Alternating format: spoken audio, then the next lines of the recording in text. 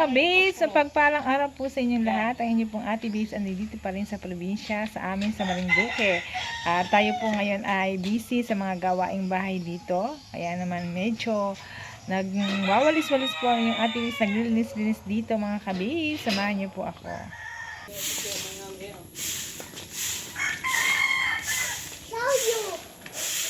Hi, magwalis tayo dito baby, para magsiga tayo mamaya. Ang dami na naman kalat eh.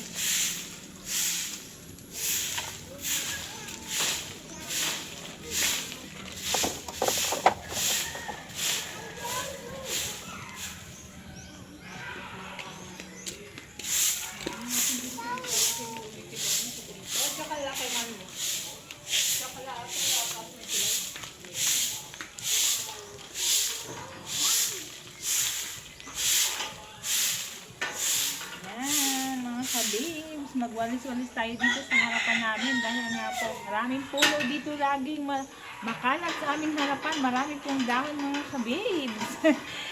Ayan, nakabakasyon pa rin po yung Ate Babes dito sa probinsya, sa amin sa Marinduque, at malapit na po tayong bumalik ng Maynila mga kabibs, kaya naman medyo naglinis-linis po tayo.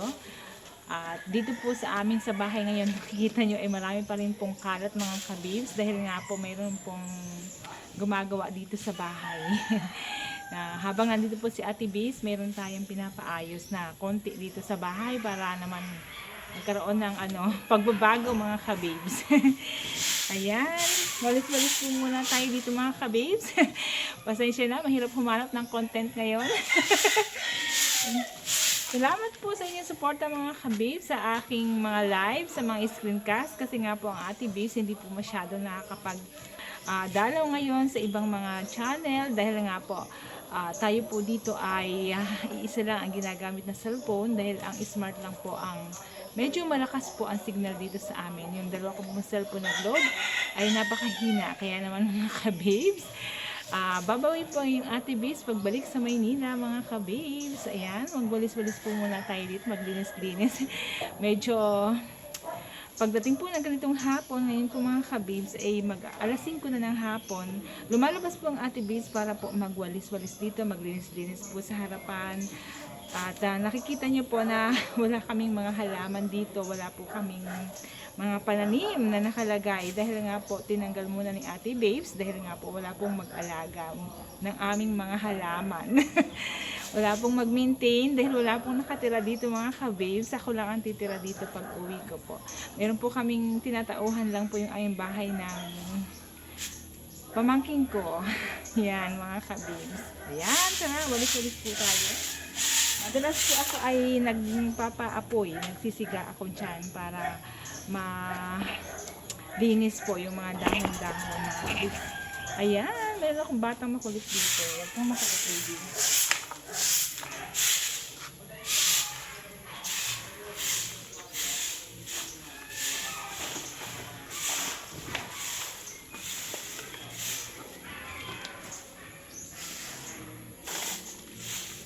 Dalawa na ang gagamitin natin na dustpan para matapos na tayo.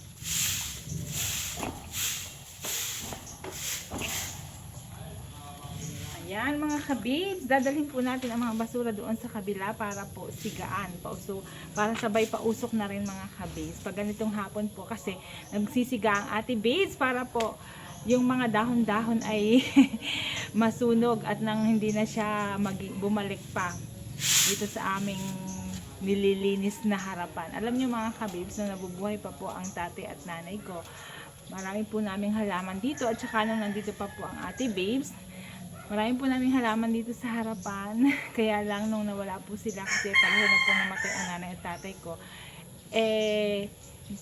nalis na po dahil wala pong mag-maintain. Lalo na po pag ganitong tag-init, kailangan po laging dinidiligan ng mga halaman. At syempre, kapag walang miminti na, yun, mawawala po at matutuyo ang mga halaman. Kaya tinanggal na lang po muna namin mga ka-babes. Pagbalik po ng Ate Babes dito, siguro, yun na ang time para magkaroon tayo ng maraming halaman dito sa harapan at saka magkakaroon tayo ng magandang landscape. Ayan, papakita ko po sa inyo after kapag nagawa ko na, pag ang Ate Babes po ay nag for good na dito sa amin sa probinsya. Ayan mga ka-babes.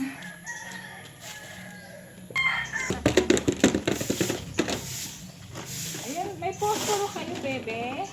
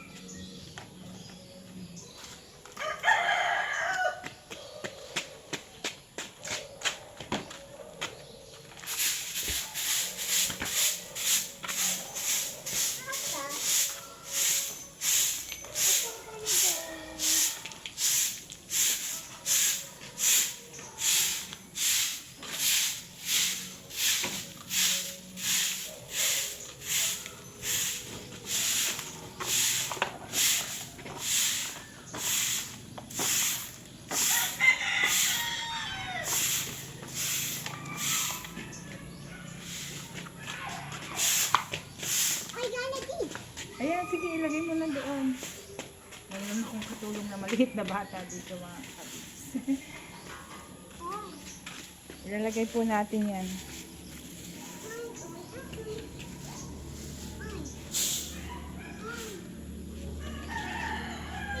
Ayan mga kabis, malinis na ang harapan ng ating. Ayan mga kabis, magsisiga na po tayo doon sa kabila.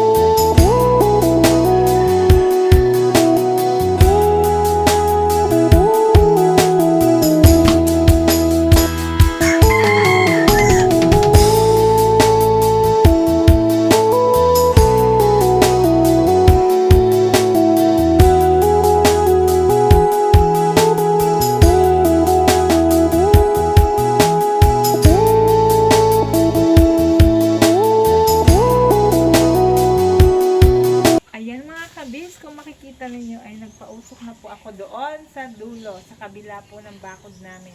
Bali doon po namin sinisigaan yung mga dahon at mga basura na nakukuha namin dito. Mas mainam na po yung sinisigaan siya o sinusunog siya mga kababes para po hindi na siya kumalat pa. Ayan mga kababes. Maraming salamat po sa pagtulong sa akin. Thank you po and God bless you all mga kababes.